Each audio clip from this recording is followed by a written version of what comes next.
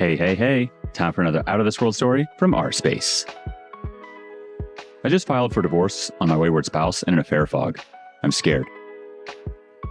I can't believe I'm at this point in my marriage right now. A month ago, I would have never guessed this would happen. Up until this point, our marriage was great.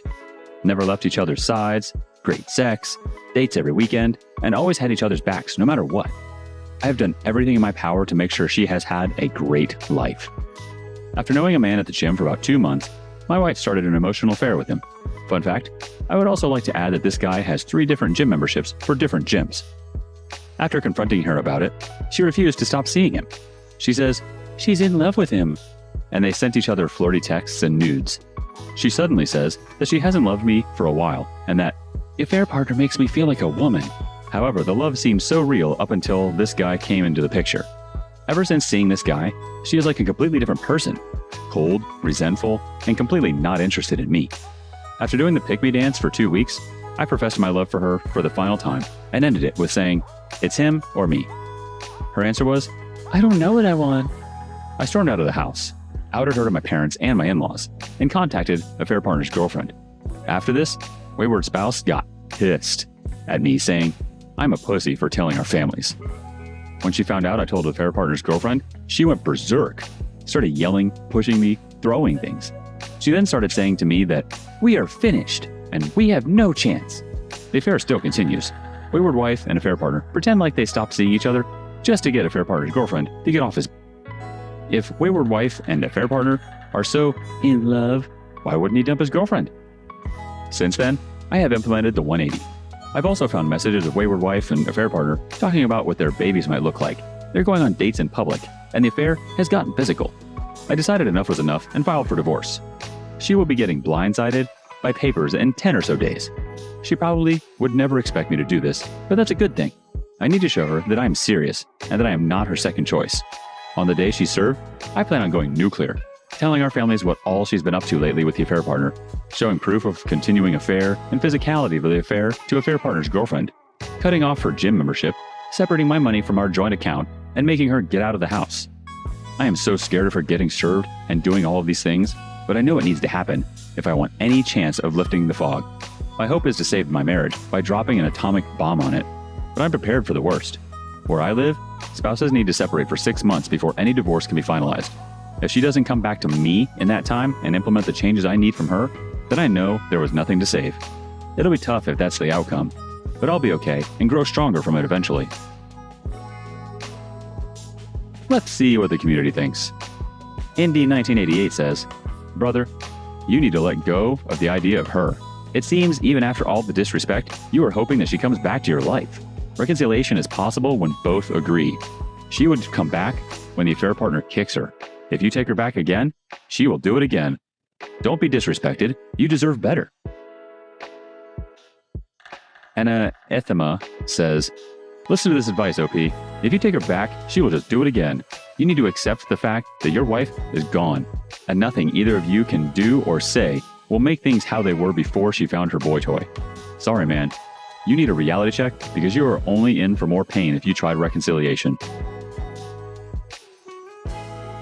The OP comes back with, "Holy F, there is nothing to save here." Silmarp's thoughts? "There is you to be saved. Just run. In time, you will recover. She's not honest. Let me tell you something simple. You are worth more than her. The way to have better people in your life is by purging bad people. You don't let table scraps and trash at your living room. You clean it. You need to do the same to your life. Clean yourself from toxic people so you have the best people in your life." The fog may have given her courage, but she is not forced by the fog to do nothing she doesn't want. The disrespect is on her and not on the terrible fog that justifies everything. Auntie Costa says, "AP will kick her back. He is still with his girlfriend for a reason. Eventually, his wife will crawl back to him. Shouldn't take her back. She will not come back for the right reasons. She will come back because he is her backup plan." When he told her to choose between him or AP, she replied that she didn't know what to do. That's womanese for, "When my affair partner tells me he will dump his girlfriend for me, I will divorce you. However, when he dumps me, I will stay married to you." This is basically what is happening here. He should just divorce her and get her out of his life. Full no contact forever. And now for the update. About a month and a half ago when I made this post, I thought I was through playing the pick-me dance, but looking back, I definitely still was. I had this fantasy in my head that having her served would finally wake her up, but that wasn't the case. She was thankful for the divorce. Like I said on my last post, in the state I live in, after the initial filing, the couple must be separated for 6 months before the proceedings begin. I decided not to go completely nuclear, to not ruffle any feathers. Let me tell you, whenever people on this sub say to divorce while a wayward spouse is an affair fog because you'll get a better deal, listen to them. She let me have our house, our dog, and pretty much anything I wanted to keep. She also agreed to sign a court order saying she can't come after me for spousal support. She moved out today. It was probably the most bittersweet thing I've ever been through. On one hand, living with her for the past 2 months was absolutely brutal. On the other hand, it feels like a huge chapter of my life is coming to a close. I cried pretty hard the moment she walked out, but I know this is absolutely for the best. Her and an affair partner are still talking and sneaking around, and he still has his girlfriend. Wayward wife is naive as hell and still neck deep in the fog. I'm still shocked by how infidelity changes a person's whole personality. My wife and I were together for 10 years, and she was legitimately my best friend. We had all kinds of plans for our future. Once a affair partner came into the picture, she could barely tolerate me. She absolutely resented me and could not stand to be around me for the past 2 months of living together, and I was way more civil than I should have been. You'd think I was the one who cheated. I'm starting to come to terms with the fact that she may have been a covert narcissist. Back when I made my initial post, I was a broken mess. I could barely eat or sleep, and I spent most of my time lying in bed. I've come such a long way in a month and a half. I feel so much better.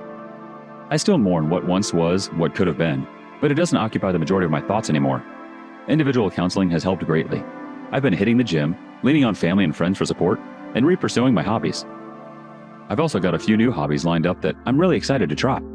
Since she legally can't come after me for spousal support, I decided that finding a new and higher paying job would be a good change of pace for me. I have a few interviews lined up that look really promising. Also, a ginormous thanks to everyone who posts in this sub. Your stories and advice have also helped me immensely in my healing. I realize that I've already been through the worst of what will be one of the most traumatic events of my life, and that gives me this strange sense of confidence and fearlessness that I've never felt before. This separation period will be a new start for me. I can take my life in any direction I want to. I feel more empowered than I have in my entire life. I don't know what the next 6 months has in store for me, but I know that I will evolve into the best version of myself during it. For any betrayed spouses out there struggling, it doesn't matter how much they gaslight, blame shift, or rewrite history. I encountered all of this up until the moment she moved out. Cheating is not your fault, and you are enough. Your wayward spouse could have tried to talk about any relationship issues with you, or just ended things like an adult. They chose the most hurtful, immature, and cowardly way out. Wayward spouses are weak people who have serious character flaws. You can make it out of this in one piece, and you can heal in a short amount of time. This may be some of the most generic advice on this sub, but just take it one day at a time and focus on yourself. Like, actually put in the work to focus on yourself. It absolutely works. Durakoog starts off the comments with, "Have you given the affair partner's girlfriend the continuing info about the affair?" The OP responds back, "For now, I've just decided to sit back with a bucket of popcorn and watch the mess unfold. I don't want her to become vindictive once the proceedings start in 6 months, and doing this would definitely make her vindictive. As much as I want to tell affair partner's girlfriend everything, I need to look out for myself." Straight Goods 30 says, "I don't blame you, but as soon as the paperwork is done, blow up their little lie and watch the crap hit the fan. Oh, and watch out for her come crawling back once the thrill of the affair is gone, talking about how she made a huge mistake, and it's you who she realizes she wants to be with. Stay strong and tell her that she made her bed, now sleep in it."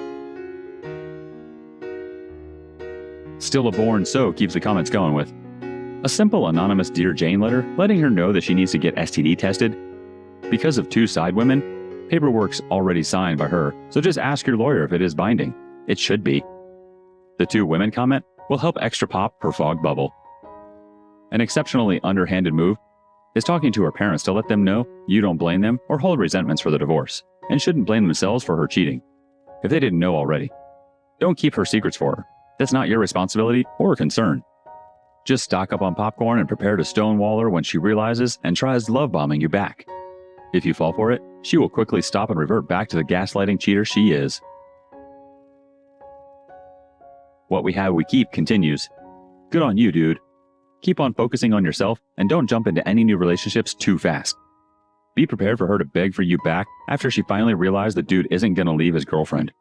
Don't let her talk her way back into your life, but also be prepared for her never waking up from the fog. Don't live your life waiting for her to come to her senses.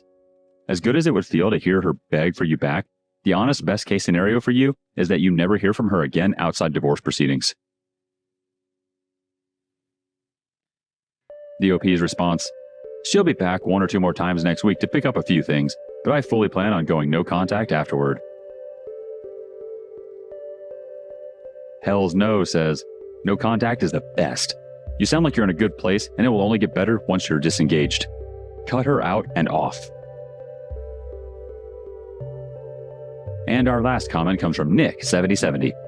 No contact is the only solution for a cheating spouse, nothing less. Never pick up trash that belongs in the street.